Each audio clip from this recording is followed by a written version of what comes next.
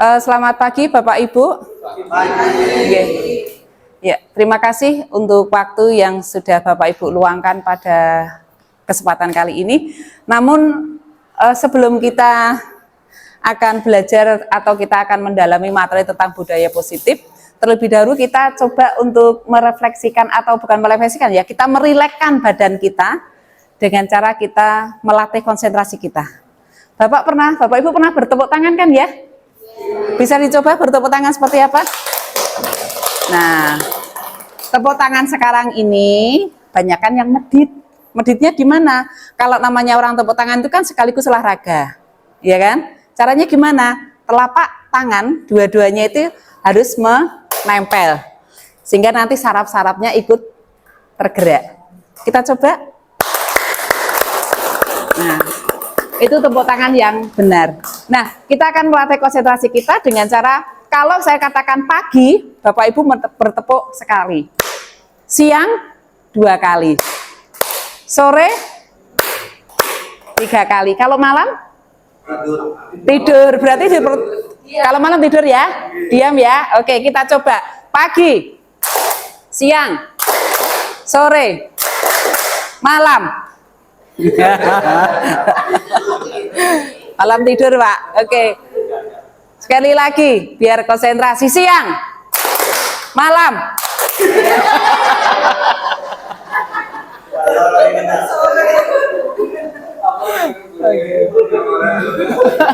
sekali lagi ya biar konsentrasinya bertambah. Pagi, siang, malam.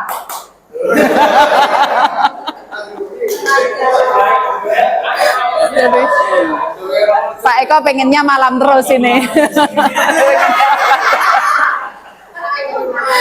Iya. Oke.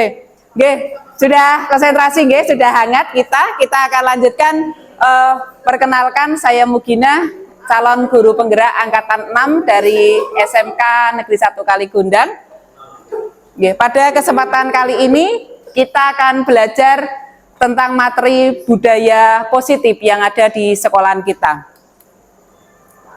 Nah, tujuan diseminasi pada kali ini adalah yang pertama, kita bersama nanti akan mencoba memahami konsep budaya positif yang di dalamnya terdapat konsep perubahan paradigma stimulus respon dan teori kontrol. Kemudian ada 3 teori motivasi perilaku manusia, ada motivasi internal dan eksternal, serta nanti kita akan coba lihat keyakinan kelas, hukuman dan penghargaan, serta nanti ada 5 kebutuhan dasar manusia dan 5 posisi kontrol, guru, dan segitiga restitusi. Yang kedua, kita akan menerapkan strategi disiplin positif yang memerdekakan murid untuk menciptakan ekosistem sekolah aman dan berpihak pada murid. Mungkin Bapak Ibu agak ada yang aneh, Bu, kok nggak pakai siswa? Ya karena kita berpedoman, kita berlatar belakang dari ajaran KHD di CGP ini, jadi siswa itu kita panggil dengan istilahnya murid. Ya, budaya positif. Ada 6 materi yang nanti kita akan coba bahas bersama-sama. Yang pertama adalah tentang disiplin positif dan nilai-nilai kebajikan universal. Yang kedua, tentang teori motivasi, hukuman, dan penghargaan restitusi. Yang ketiga, keyakinan kelas. Yang keempat, kebutuhan dasar manusia dan dunia berkualitas. Yang nomor 5, restitusi atau 5 posisi kontrol. Dan yang keenam, restitusi, yaitu berkaitan dengan segitiga restitusi. Mungkin ada kalimat-kalimat yang agak baru, yang baru kita pernah dengar. Kita akan coba yang pertama dulu. Tapi sebelum itu, Bapak Ibu, saya minta tanggapan panjenengan. Ada 3 pertanyaan yang saya berikan ke panjenengan. Yang pertama, menurut panjenengan, hukuman dapat mendisiplinkan siswa? Benar atau salah? Ya, setuju ya? Setuju, oke.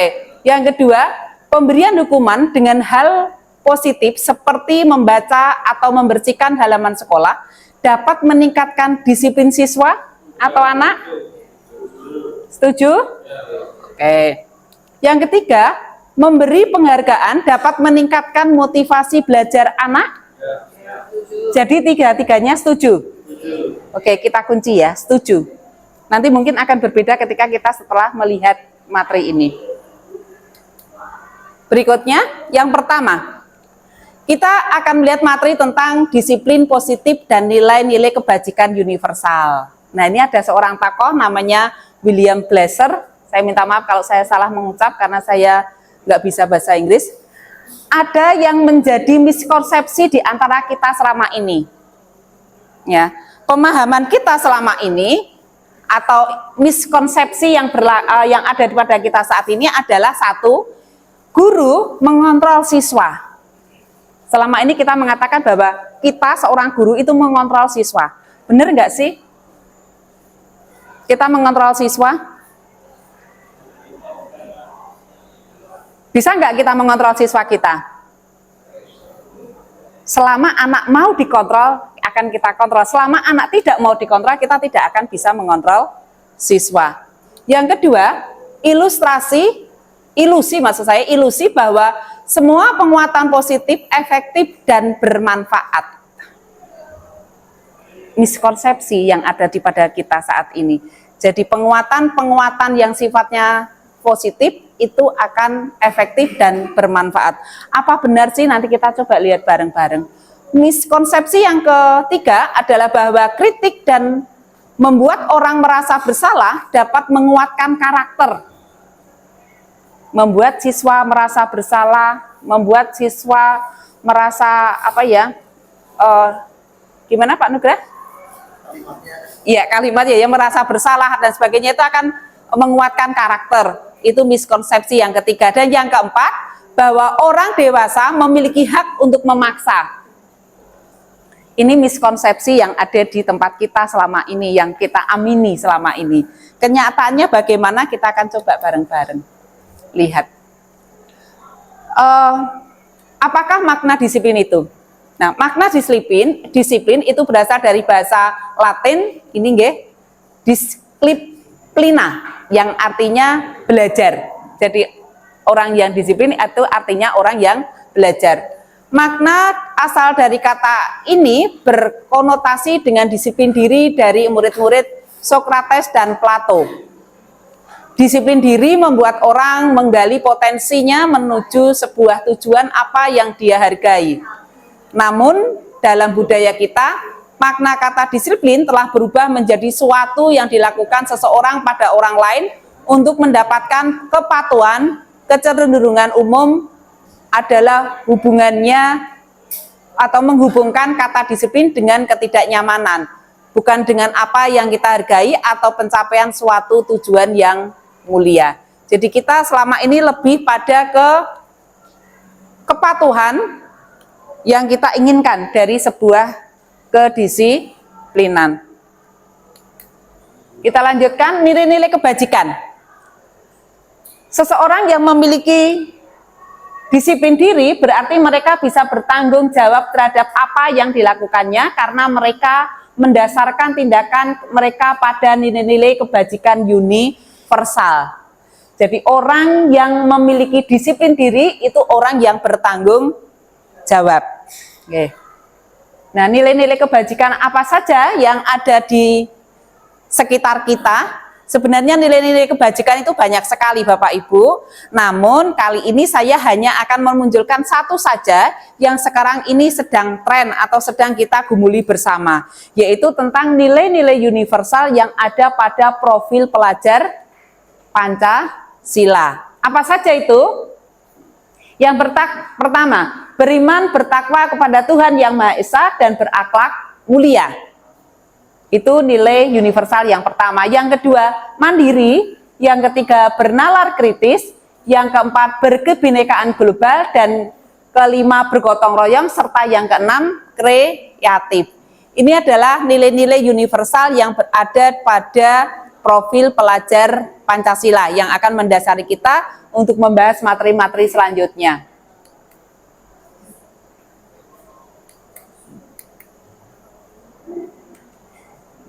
Ya. Nah, Bapak Ibu coba kita perhatikan stimulus respon dan teori kontrol. Oke. Bahwa selama ini yang kita lihat itu ada realitanya, kebutuhan kita itu sama. Benar nggak sih? Ternyata dalam teori kontrol itu kebutuhan kita itu berbeda. Yang kedua, semua orang melihat hal yang sama. Kenyataannya pada teori kontrol itu setiap orang memiliki gambaran yang berbeda. Ya, tergantung pada sudut pandang kita. Yang ketiga, kita mencoba mengubah orang agar pandangan sama dengan kita. Itu yang sering saya lakukan, mungkin panjenengan tidak. Yang ketiga, pada teori kontrol, kita berusaha memahami pandangan orang lain tentang dunia. Kemudian yang berikutnya, perilaku buruk dilihat sebagai suatu kesalahan. Pada teori kontrol, itu semua perilaku memiliki tujuan. Jadi di sini kadang kita kalau melihat siswa kita melakukan sesuatu yang tidak baik, kita melihat itu adalah suatu kesalahan. Pada dibalik itu semuanya, siswa kita melakukan hal itu pasti memiliki sebuah tujuan. Ada latar belakangnya. Orang lain bisa mengontrol saya. Oke. Pada teori kontrol itu dikatakan bahwa hanya Anda yang bisa mengontrol diri Anda. Ternyata hanya kita yang bisa mengontrol diri kita sendiri. Kemudian saya bisa mengontrol orang lain. Kemudian pada teori kontrol mengatakan bahwa Anda tidak bisa mengontrol orang lain. Ini hubungannya dengan atasnya. Dan yang berikutnya, pemaksaan ada pada saat bujukan gagal. Pada teori kontrol, kolaborasi dan konsensus menciptakan pilihan-pilihan baru. Nanti pada restitusi ini. Kemudian yang terakhir, model berpikir menang atau kalah. Itu pada stimulus respon. Pada teori kontrol, model berpikir menang-menang. Jadi win-win solution. Tidak ada win-loss, tetapi win-win. Yang kedua, Bapak Ibu, materi yang kedua yaitu tentang teori motivasi, hukuman, dan penghargaan, serta restitusi. Ada seorang psikolog ternama, mungkin kalau yang dari BK sudah paham, sudah mengenal, ada Diana Gossen, ya. Ada Diana Gossen dalam bukunya Restituting School Discipline menyatakan ada 3 motivasi perilaku manusia. 3 motivasi perilaku manusia. Yang pertama adalah untuk menghindari ketidaknyamanan atau hukuman. Saya masuk jam 7 sampai sekolah jam 7 kurang, absen. Kenapa saya begitu? Ya, saya ulangi nggih. Ada Diana Gossen itu menyimpulkan ada 3 motivasi perilaku manusia. Yang pertama adalah untuk menghindari ketidaknyamanan atau hukuman. Nah, ketika saya berangkat pagi jam 7 kurang kemudian absen, ada sebuah alasan kenapa saya berangkat gasik seperti itu. Karena saya males kena hukuman. Karena saya males ditegur atasan. Itu kalau saya. Seperti itu. Jadi saya nggak CI karena saya malas berhadapan dengan peraturan atau dengan ketidaknyamanan yang nanti akan saya temui. Yang kedua, untuk mendapatkan imbalan atau penghargaan dari orang lain. Pujian misalnya. Wah, Bu Muginah gasik terus ya datangnya wong sregep. Nah, itu pujian. Kemudian juga mungkin penghargaan dalam bentuk yang lainnya, seperti misalnya benda. Orang terdisiplin di sekolahan selama 1 tahun tidak pernah alfa, tidak pernah telat, mendapatkan reward berupa 1 dus snack, nah, misalnya seperti itu. Ya, jadi melakukan suatu tindakan karena ingin mendapatkan penghargaan atau imbalan. Yang ketiga, untuk menjadi orang yang mereka inginkan dan menghargai diri sendiri dengan nilai-nilai yang mereka percaya. Motivasi yang ketiga, mereka melakukan kegiatan disiplin untuk menghargai dirinya sendiri. Nah, menurut Bapak Ibu kira-kira yang mana Bapak Ibu ini? Bapak Ibu melakukan kegiatan atau datang ke sini, ke ruangan ini atau berangkat pagi, itu termasuk motivasi 1, 2, atau 3? Jawaban ada di hati Bapak Ibu semuanya. Otomatis ya. Berarti yang ke-1 atau ke-3 Pak Eko? Oh, dapat snack. Berarti yang kedua ini Pak Anugrah ini, nggih. Iya. Dia dapat snack ya. Oh, karena mengajar. Karena mana ini hukuman? Oke. Jawaban ada di hati kita masing-masing, ya. Kita lanjutkan. Nah, kita coba lihat Bapak Ki Hajar Dewantoro. Merdeka itu artinya tidak hanya terlepas dari pemerintah, akan tetapi juga cakap buat memerintah diri sendiri. Nah, itu merdeka. Tidak hanya terlepas dari perintah, tapi juga kita bisa membuat perintah bagi diri sendiri. Jadi tidak dikekang oleh orang lain. Nah, Bapak Ibu, kita akan coba lihat identitas gagal dan identitas yang sukses. Ya.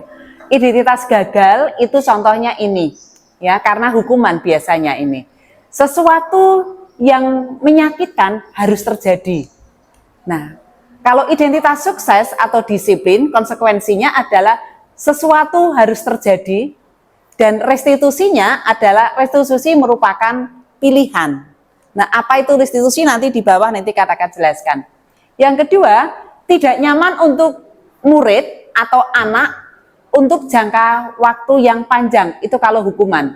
Kemudian identitas suksesnya tidak nyaman untuk murid atau anak untuk jangka waktu pendek. Kemudian kalau kita membuat restitusi, maka menguatkan untuk murid atau anak dalam jangka waktu yang panjang.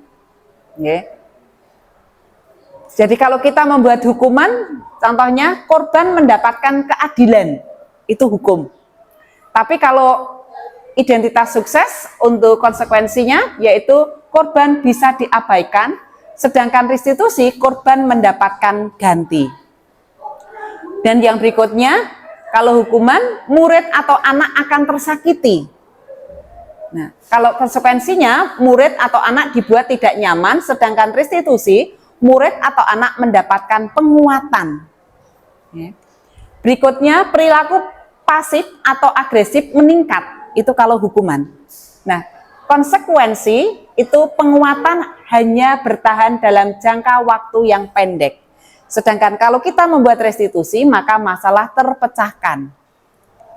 Kemudian kalau sistem tidak akan berjalan bila murid tidak takut, itu kalau hukuman. Kalau konsekuensi memerlukan monitoring dan supervisi terus-menerus dari guru. Sedangkan kalau kita membuat restitusi, maka murid belajar bertanggung jawab untuk perilaku mereka sendiri. Dan yang terakhir, kalau hukuman berlaku hanya pada sebuah institusi, tidak berlanjut pada kehidupan nyata. Sedangkan kalau konsekuensi itu membantu penerapan pengikutan peraturan dalam masyarakat, sedangkan kalau restitusi fokus pada pemecahan masalah dalam jangka waktu yang panjang. Nah, dari sini kita bisa melihat kalau kita membuat atau kita menciptakan hukuman, apa yang akan terjadi, kalau kita membuat konsekuensi, apa yang akan terjadi, dan kalau kita membuat restitusi, apa yang akan terjadi. Saya lanjutkan. Dihukum oleh penghargaan. Loh, tadi katanya penghargaan itu motivasi.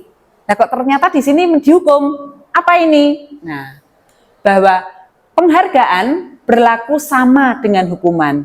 Dalam arti meminta atau membujuk seseorang melakukan sesuatu untuk memenuhi suatu tujuan tertentu dari orang yang meminta atau membujuk. Dorongan eksternal dan akan ada faktor ketergantungan. Beberapa dampak dari pemberian penghargaan adalah ini. Bapak Ibu bisa dibaca nggih? Jadi ternyata pemberian penghargaan itu ada dampak negatifnya, tidak semuanya baik. Apa itu? Pengaruh jangka pendek dan jangka panjang. Penghargaan kalau atau hadiah diberikan jangka pendek, oke. Ada orang berprestasi kita kasih hadiah. Tetapi kalau hadiah itu diterus-teruskan terus jangka panjang, apa yang terjadi? Yang memberi hadiah ya tombok, Bu. Gitu ya. Yang memberi hadiah boros. Yang berikutnya, apakah nanti akan mengakibatkan orang akan lebih disiplin lagi atau dia akan lebih berprestasi lagi kalau kita kasih hadiah? Lama-kelamaan hadiah itu menjadi sesuatu hal yang biasa. Jadi itu kurang pas ya. Yang kedua, penghargaan menghukum. Kenapa menghukum? Kenapa bisa menghukum? Karena dengan adanya penghargaan, itu orang yang tidak mendapatkan penghargaan, mereka merasa tidak harga, gitu kan? Kalau dalam satu kelas mendapatkan ranking satu hanya satu anak tentunya, dan dia mendapatkan penghargaan, bagaimana yang lainnya? Oke. Dan yang ketiga, penghargaan mengurangi ketepatan. Maksudnya apa? Kalau orang sudah mendapatkan penghargaan, biasanya kan ada kalanya, nggak semuanya ya, ada kalanya orang itu akhirnya agak menyepelekan. Wah, saya kan termasuk karyawan guru yang berprestasi. Akhirnya apa? Akhirnya mereka tidak lagi melakukan yang namanya kedisiplinan atau motivasi-motivasi ataupun prestasi-prestasi yang lebih baik lagi. Penghargaan, oh maaf.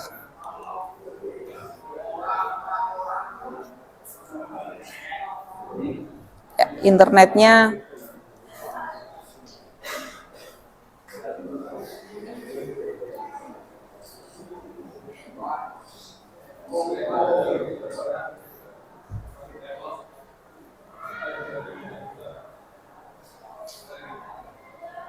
ya. Yang ketiga, penghargaan mengurangi ketepatan sudah. Yang keempat, penghargaan tidak efektif. Ya. Ternyata seperti tadi, penghargaan itu tidak efektif. Karena apa? Karena orang-orang yang hanya orang-orang yang merasa dihargai itulah yang mereka nanti akan bekerja secara bagus. Penghargaan merusak hubungan. Merusak hubungan gimana? Karena nanti ada persaingan, ada iri, ada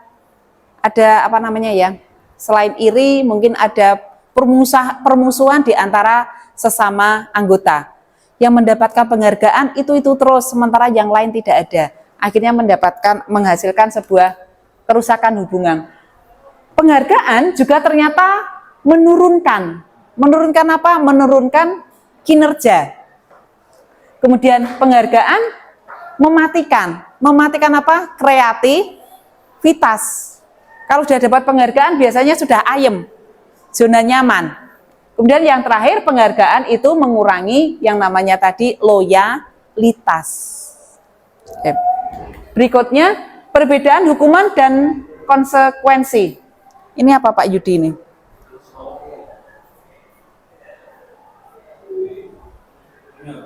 Ya, perbedaan hukuman dan konsekuensi. Oke. Sesuatu yang menyakitkan harus terjadi. Tadi sudah nggih ini ya. Tidak usah saya bahas. Nah, sekarang yang ketiga, keyakinan kelas. Keyakinan kelas yaitu nilai-nilai kebajikan universal yang disepakati secara tersirat dan tersurat lepas dari latar belakang suku, negara, bahasa maupun agama. Ada yang sudah pernah melakukan keyakinan kelas Bapak Ibu? Sudah pernah? Belum? Nah, pernah mendengar ada kesepakatan kelas? Pernah mendengar kesepakatan kelas? Pernah? Pernah ya? Pernah. Bedanya apa ini? Kesepakatan kelas dan keyakinan kelas.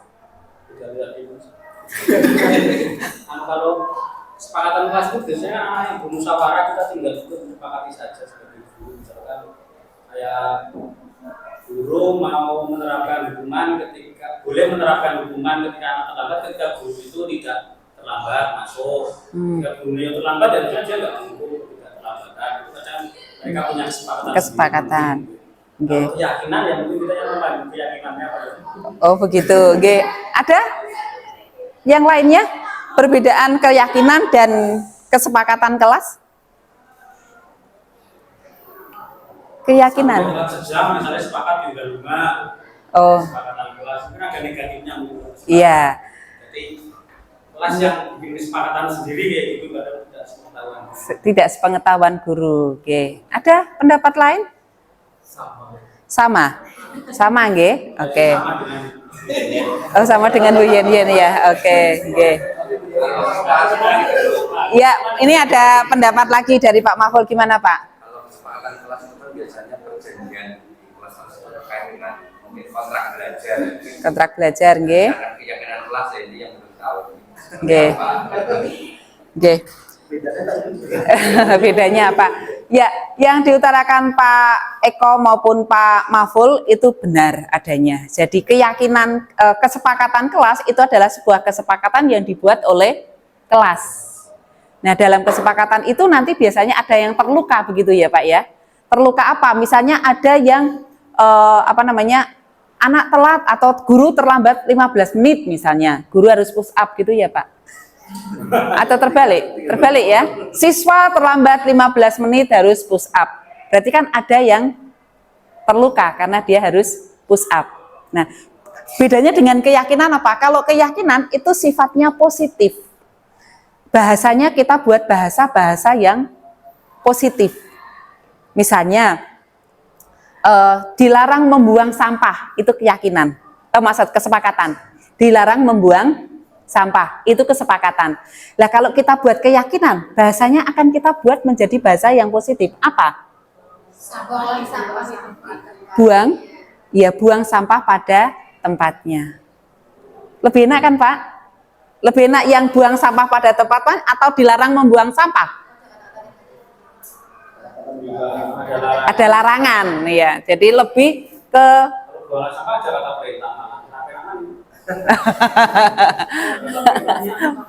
buang sampah pada tempatnya. Jangan buanglah, buang sampah pada tempatnya.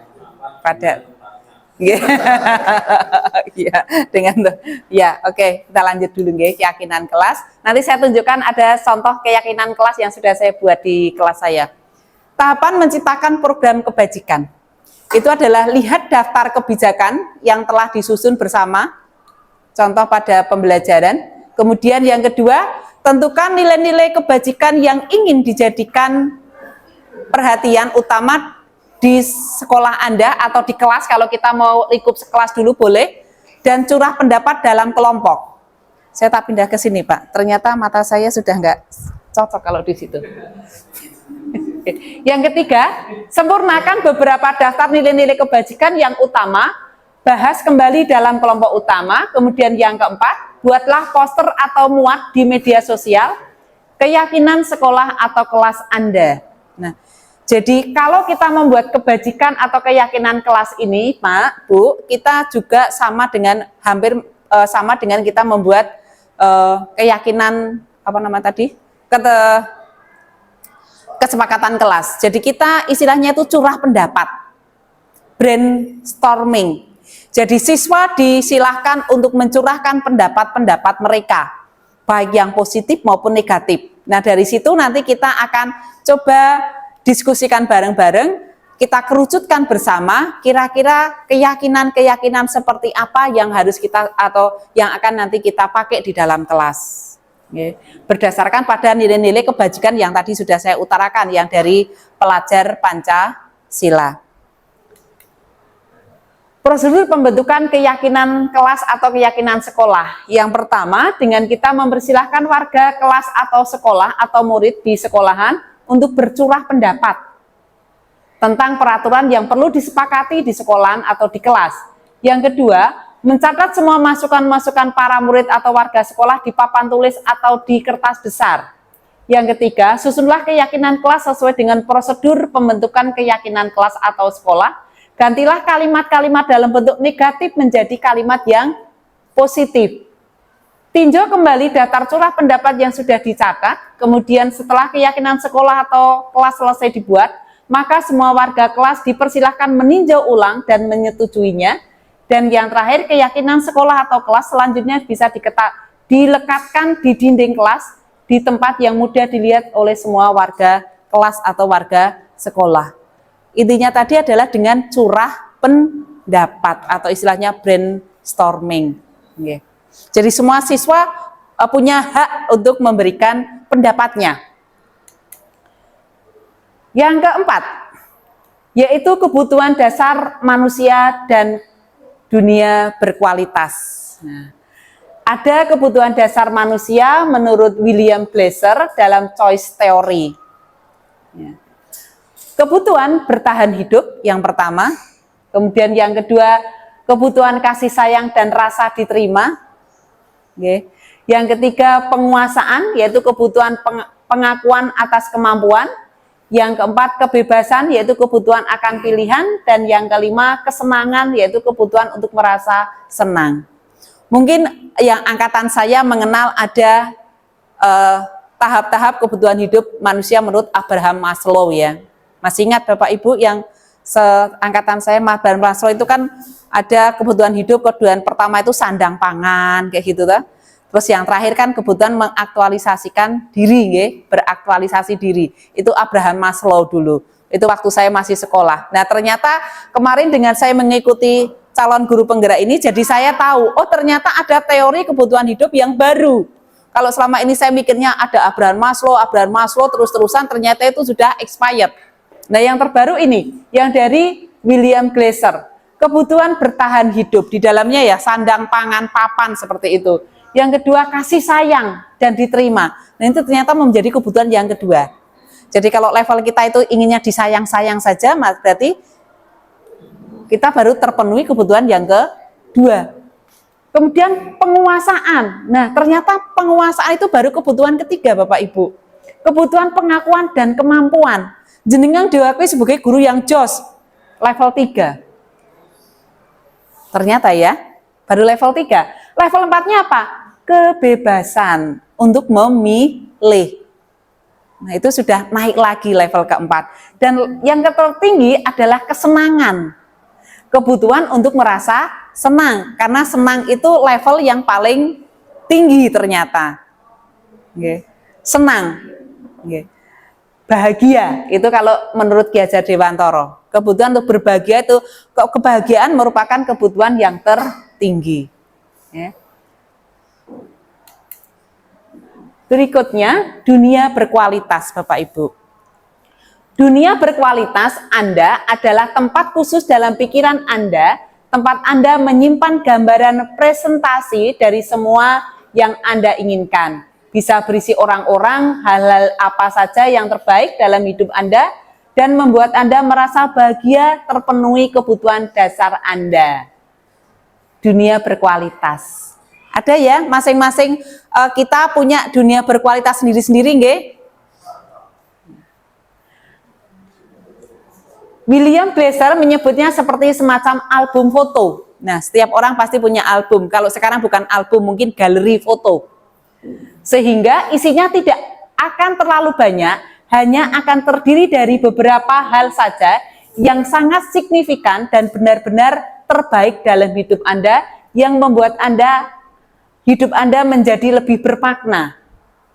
Ya, album foto. Kalau zaman saya Bu Ani mungkin masih album foto ya Bu ya. Kalau zaman sekarang mungkin galeri atau mungkin IG dan sebagainya.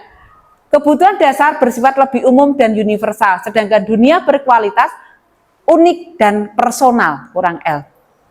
Gitu. Jadi masing-masing punya memori sendiri-sendiri. Mungkin asiknya Pak Yudi beda dengan asiknya saya. Ya, senangnya Pak Yudi, kebebasan Pak Yudi, senangnya Pak Yudi itu kalau dia sudah ngoleksi speed misalnya, sepeda misalnya. Saya beda lagi. Ya, saya beda lagi. Kalau saya mungkin ngoleksinya kalau di rumah itu stok makanan melimpah. Nah, itu kebahagiaan buat saya. Oke, dunia berkualitas seperti itu, nggih. Lanjut. Nah, sekarang yang kelima. Yang kelima itu kaitannya dengan segitiga restitusi 5 posisi kontrol yang tadi kita sama-sama lihat tadi yang di atas. Apa itu restitusi? Ini hal baru mungkin Bapak Ibu ya. Mungkin hal baru. Kecuali yang baru PPG mungkin sudah ada, Bu Setiani, ada restitusi? Ini bagi saya juga baru saja mendengar. Restitusi itu apa?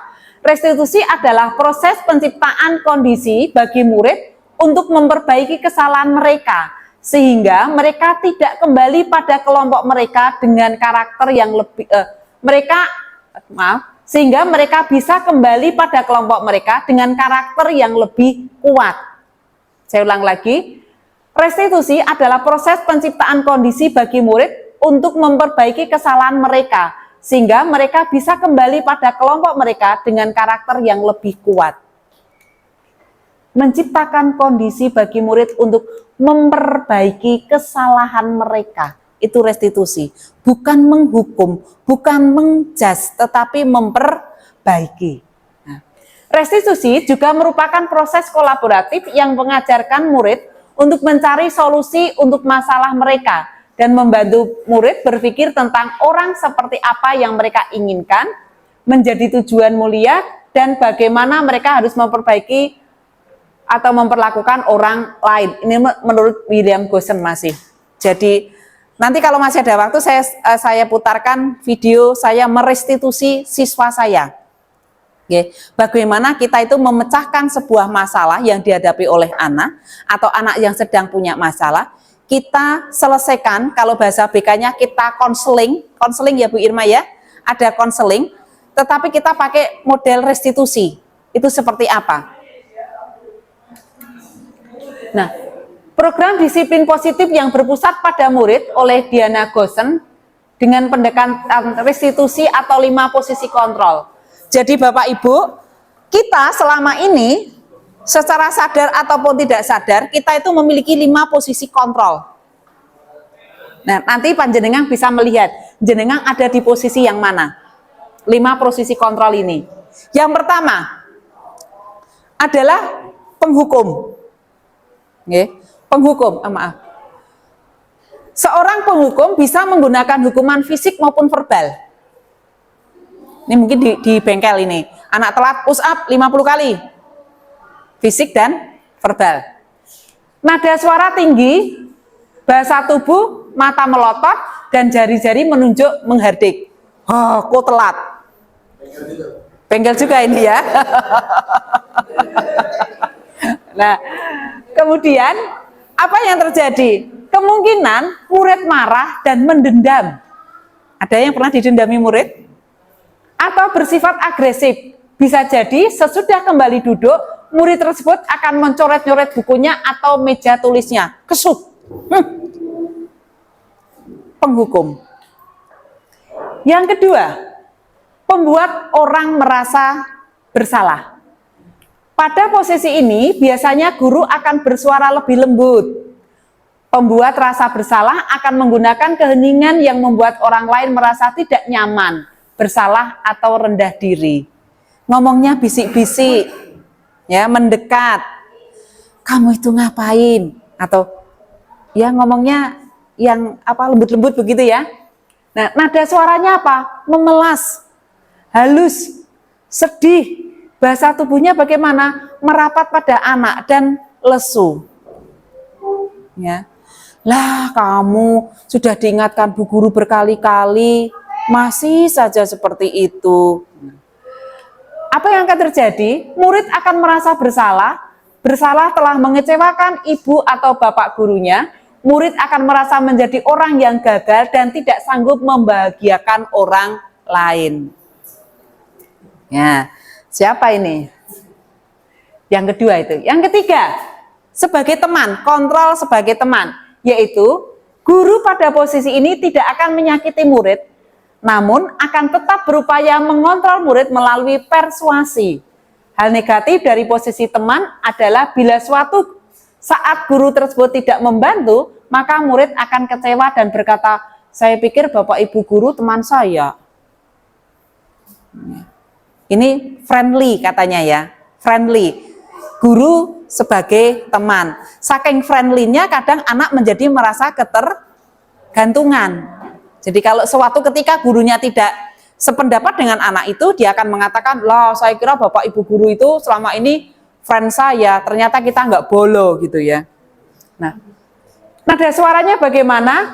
Ramah, akrab, bercanda, dan bahasa tubuhnya merapat pada murid, mata dan senyum jenaka. Iya, friendly. Bahasa anak sekarang. Kemudian akan yang terjadi apa? Murid akan merasa senang dan akrab dengan guru. Nah, ini termasuk dampak yang positif. Hanya saja di sisi negatifnya, murid menjadi tergantung pada guru tersebut. Karena sudah friendly tadi. Posisi yang keempat, pemantau.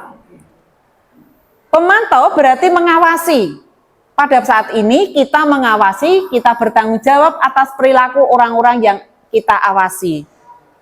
Nah, nada suaranya bagaimana? Datar, bahasa tubuhnya normal, karena sebagai pengawas. Syukur-syukur nanti jangan seperti ini ya. Kenapa itu Bu? Sedang mengawasi. Apa yang akan terjadi? Murid memahami konsekuensi yang harus dijalankan karena telah melanggar salah satu peraturan sekolah. Memantau.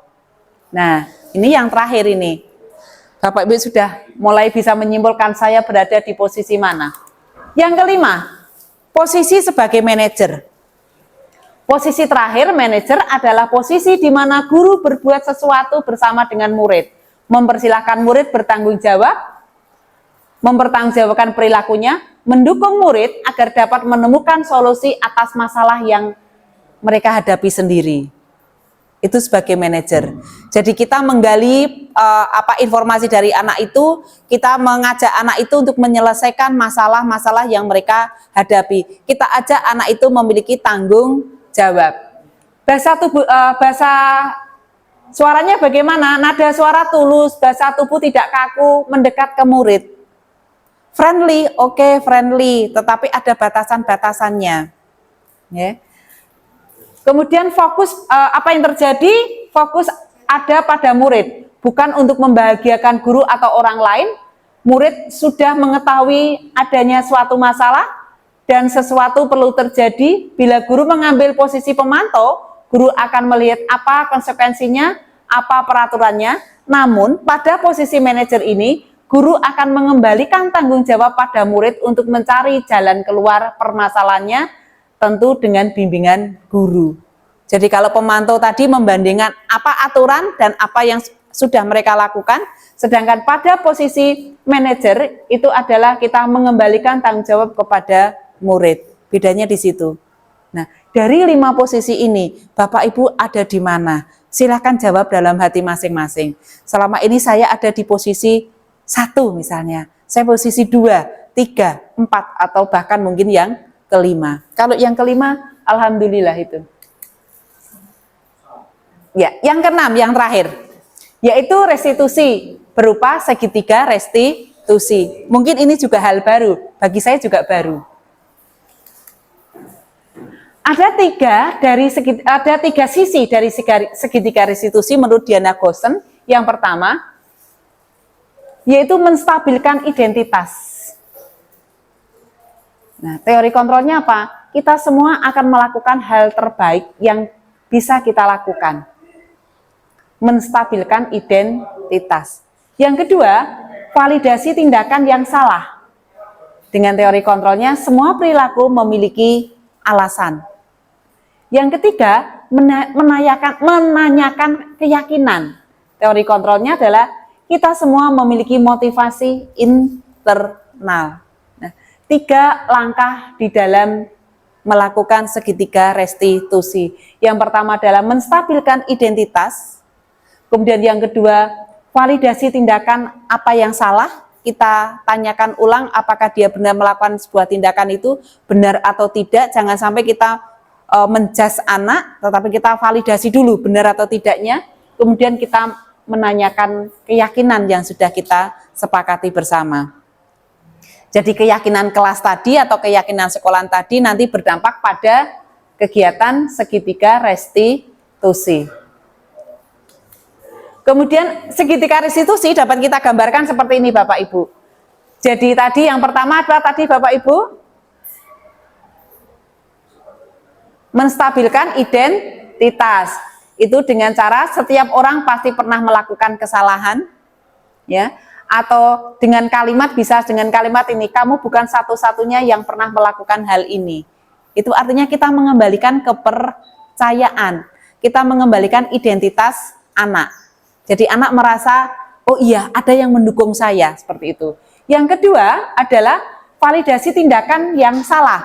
Dengan cara, pertanyaannya bisa melakukan dengan ini, kamu tentu punya alasan mengapa melakukan ini. Kita kembalikan ke siswa, kenapa dia melakukan hal itu. Atau dengan dengan kalimat lain, adakah cara yang lebih efektif untuk mendapatkan apa yang kamu butuhkan? Itu untuk memvalidasi tindakan. Benar nggak dia melakukan itu? Kemudian yang ketiga, menanyakan keyakinan dengan kata-kata seperti ini. Keyakinan kelas apa yang telah kita sepakati? Atau kamu ingin menjadi orang yang seperti apa? Nah, itu segitiga restitusi. Kemudian kita coba lihat bareng-bareng yang pertama, yaitu menstabilkan identitas. Bagian dasar dari segitiga ini adalah bertujuan untuk mengubah identitas anak dari orang yang gagal karena melakukan kesalahan menjadi orang yang sukses. Anak yang melanggar peraturan karena sedang mencari perhatian adalah anak yang sedang mengalami kegagalan. Seperti tadi di awal, bahwa anak melakukan sebuah tindakan kesalahan atau melanggar peraturan itu karena dia sedang mencari perhatian. Dia sedang mengalami apa yang dikatakan dengan kegagalan. Nah, langkahnya apa? Berbuat salah itu tidak apa-apa. Itu kalimat yang bisa kita utarakan pada anak. Atau tidak ada manusia yang sempurna. Atau kita bisa mengatakan, saya juga pernah melakukan kesalahan seperti itu. Itu untuk menstabilkan identitas anak kita. Yang kedua, memvalidasi tindakan yang salah. Setiap tindakan kita dilakukan dengan tujuan, yaitu memenuhi kebutuhan dasar. Kalau kita memahami kebutuhan dasar, apa yang mendasari sebuah tindakan, kita akan bisa menemukan cara-cara paling efektif untuk memenuhi kebutuhan dasar tersebut. Nah, kita harus paham 5 kebutuhan dasar tadi. Ya, kita bisa dengan kalimat, padahal kamu bisa melakukan hal yang lebih buruk dari hal ini ya. Atau kita bisa dengan kalimat, kamu pasti punya alasan mengapa melakukan hal itu, ya, untuk melakukan validasi tindakan yang salah. Yang ketiga, menanyakan keyakinan adalah teori kontrol menyatakan bahwa kita pada dasarnya termotivasi secara internal. Ketika identitas sukses telah tercapai, langkah pertama, dan tingkah laku yang salah telah tervalidasi, langkah kedua, maka anak akan siap untuk dihubungkan dengan nilai-nilai yang dia percaya dan berpindah menjadi orang yang dia inginkan.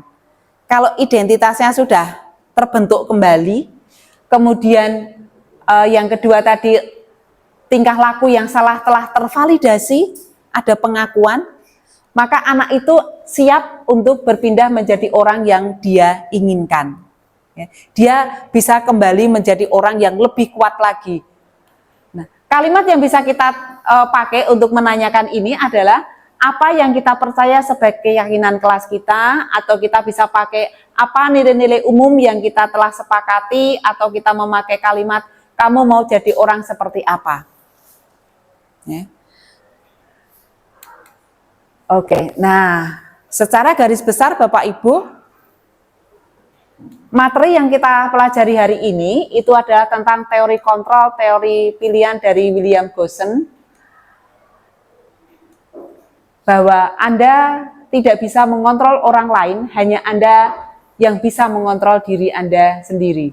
Makna disiplin, yaitu di sini adalah belajar kontrol diri dengan menggali potensi kita agar tercapai tujuan mulia, yaitu sesuatu menjadi seseorang yang kita inginkan berdasarkan nilai-nilai yang kita hargai. Kesimpulan yang berikutnya adalah semua perilaku memiliki tujuan. Ini kaitannya dengan teori motivasi.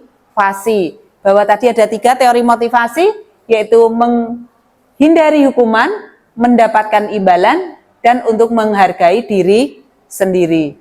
Ini nanti akan berimbas pada nilai-nilai kebajikan universal, yang nantinya itu akan kita pakai sebagai dasar untuk membuat keyakinan kelas. Kemudian model berpikir menang-menang, kolaborasi dan konsentrasi menciptakan pilihan-pilihan baru. Itu mendasari pada 5 posisi kontrol. Yang pertama sebagai penghukum, pembuat rasa bersalah, sebagai teman, sebagai pemantau, dan yang terakhir sebagai manajer. Nah, dari kelima posisi kontrol ini nanti itu akan mendasari kita untuk membuat segitiga restitusi dengan 3 tindakan tadi, yaitu menstabilkan identitas, memvalidasi kebutuhan, dan yang terakhir menanyakan keyakinan.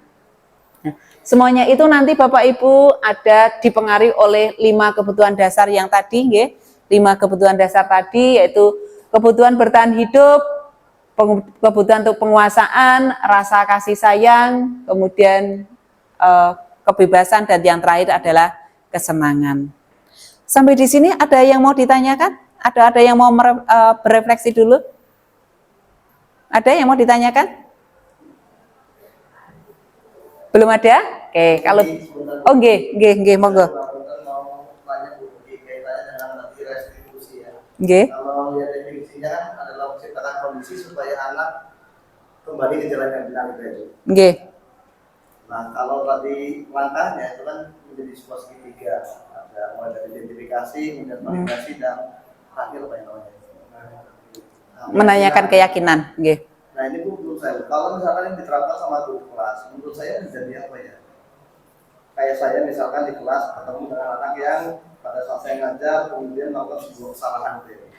Kemudian melakukan hal tiga tadi menurut saya jadi apa ya, sesuatu yang kelamaan gitu. Kelamaan. Nah, kecuali kalau dilakukan oleh guru BK bisa panjang lebar cerita dengan anak tersebut efektif sampai kemudian ketemu keyakinan dan bermasalahnya apa. Yang paling yang buat saya kok kayaknya susah dilakukan dari kelas ya itu caranya gimana dan berapa waktu yang kita perlukan untuk melakukan restitusi tadi. Oke.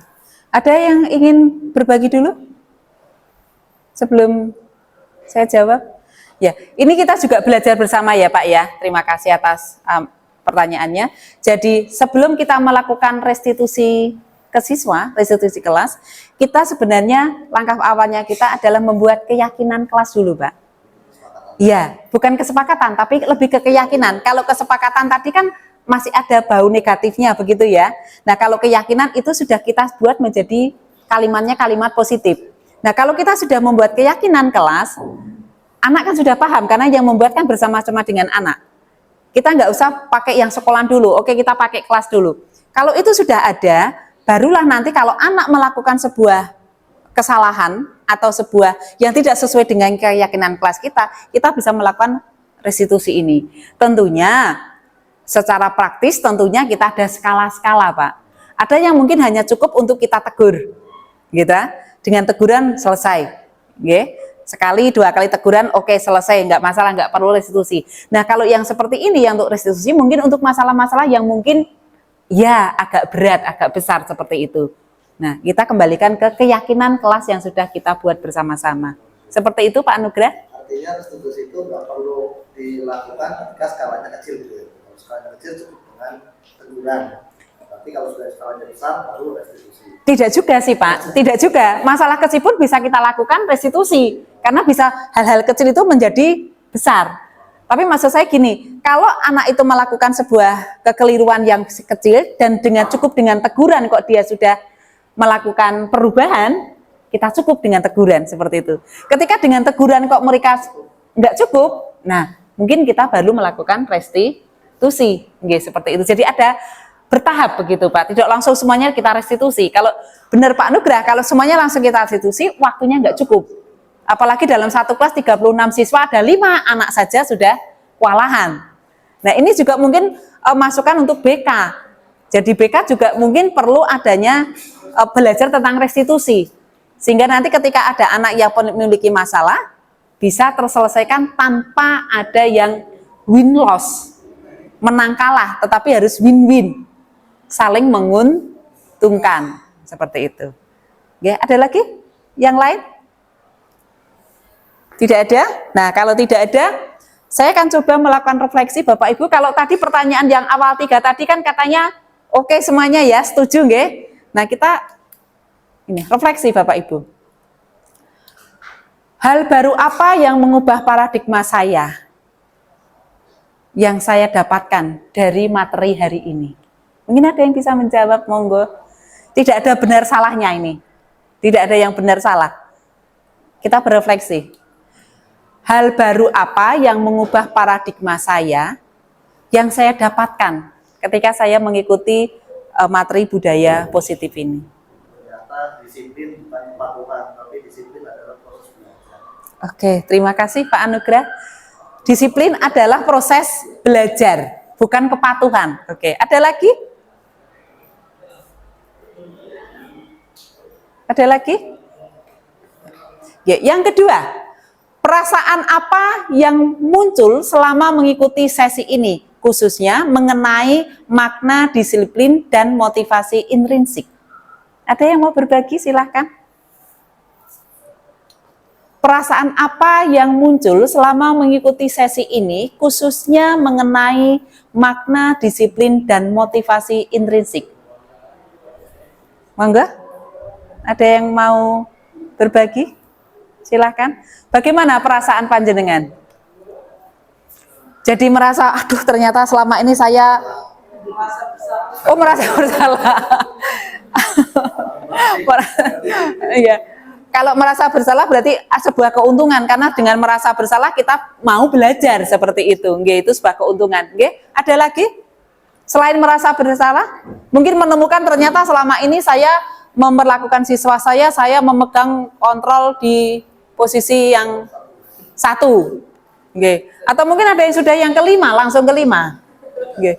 Ada? Nggih, mungkin kalau Pak Hendrik ini langsung posisi 5 ini. Iya. Nggih.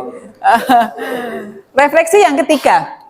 Peran Among seperti apakah yang saya telah lakukan selama mengikuti modul ini? Peran Among. Ini bahasa Ki Hajar Dewantara. Peran panjenengan selama ini yang jenengan lakukan selama ini. Perannya di mana? Seperti ini bisa ke posisi kontrol tadi, 5 posisi kontrol. 1, Pak Nugra 1. Yang lainnya 2, 3? Oh, 1, 2, 3. Kadang-kadang 1, kadang-kadang 2, kadang-kadang 3, nggih. Nah, melihat situasi, nggih. Oke. Yang keempat, saya akan menjadi Among yang seperti apakah setelah mengikuti modul ini?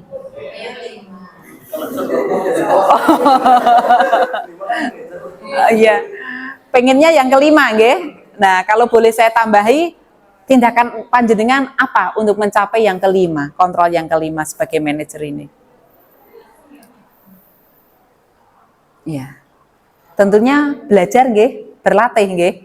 Oke, nggih, itu Bapak Ibu, saya coba tunjukkan beberapa contoh keyakinan kelas yang sudah saya buat. Ini kesepakatan kelas saya yang sudah saya buat.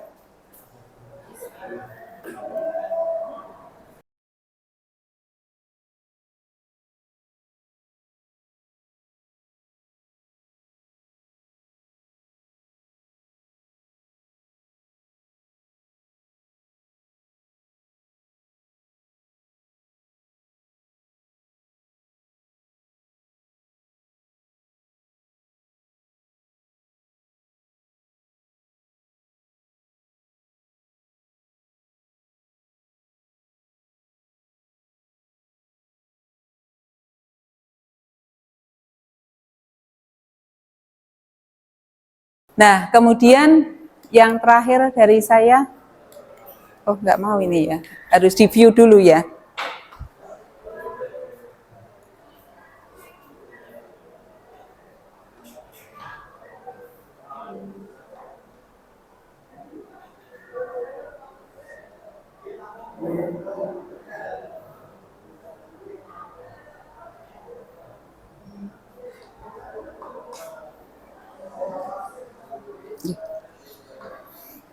Itu Bapak Ibu yang bisa saya sampaikan terkait dengan budaya positif. Untuk contoh seperti apa kesepakatan kelas, keyakinan kelas, seperti apa melakukan segitiga restitusi yang sudah saya lakukan. Nanti yang berminat bisa menghubungi saya berikan. Oke. Itu ada video untuk yang segitiga restitusi berupa video, sedangkan kalau untuk keyakinan dan kesepakatan itu berupa brosur. Atau jenengan bisa join di YouTube saya, sudah ada. Jenengan ketik Muginah 20, nanti di sana ada contoh restitusi yang saya lakukan. Demikian Bapak Ibu yang saya berikan, ada kurang lebihnya saya minta maaf. Terima kasih. Salam dan bahagia.